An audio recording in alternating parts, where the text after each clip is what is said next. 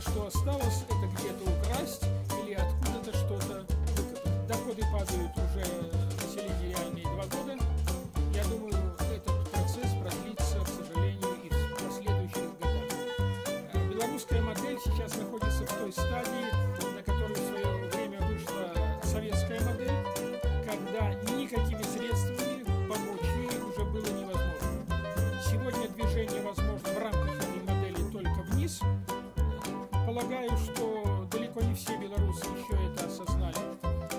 Многим кажется, что нынешнее падение, в том числе их доходов, это явление временное, а за последние лет 5 такое происходило несколько раз, и доходы потом вновь начинали расти. И, возможно, одним из главных итогов уже следующего года будет то, что большинство белорусов поймет, что в рамках этой модели и с этой властью, которая показала свою полную неадекватность и неспособность даже осознать происходящее, не то что предложить какие-то решения, а просто осознать происходящее в стране, большинство населения в следующем году это поймет.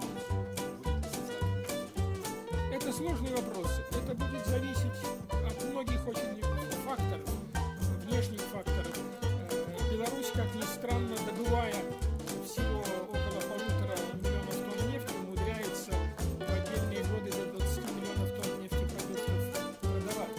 И для ее экономики это очень важно. Какие будут цены, поэтому как будут конкретно, с какой скоростью, в том числе, падать доходы, сказать нельзя.